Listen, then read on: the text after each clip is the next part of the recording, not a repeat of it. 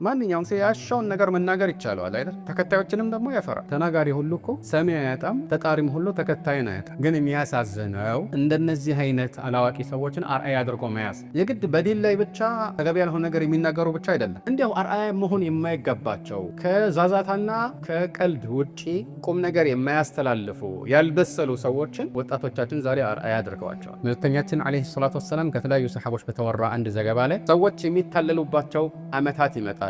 ውሸታም እውነተኛ ተደርጎ የሚታመንበት፣ በተቃራኒው እውነተኛው ደግሞ እንደ ውሸታም የሚወሰድበት፣ ታማኙ ከዳተኛ የሚደረግበት፣ ከዳተኛው ታማኝ የሚደረግበት ሩወይቢዳዎች የሚናገሩባቸው ዓመታት ይመጣሉ።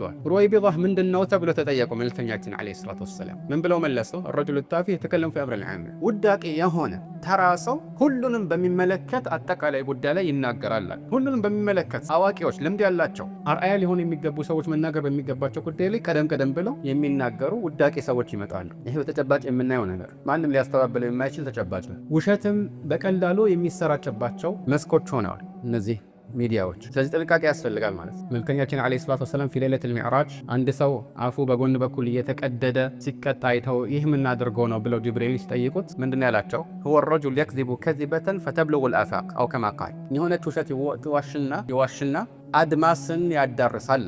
የውሸት በቀላሉ ዛሬ እንደዛ ማድረግ ይከብዳል ወይስ ይቀላል? በጣም ቀላል። ድሮ እኮ ይከብድ ነበር። ውሸትን አድማስ ማሻገር ከባድ አይደል? ዛሬ በቀላሉ አንድ ሰው ስልኩን ከፍተው የሆነ ነገር ይጽፋል ወይ ይናገራል ወይ ትክክለኛ ያልሆነ ምስልን አቀናብሮ ሰውን ያታልላል። ያ ዓለምን ያጥለቀለቀ የእውቀትን ባህሪ ያለው እውቀት ሰዎችን ያንጻልና በእውቀት የታነጸ ስብዕና ያለ ሰው ግን ሁሌም ቢሆን ይጠነቀቃል፣ አይቸኩልም።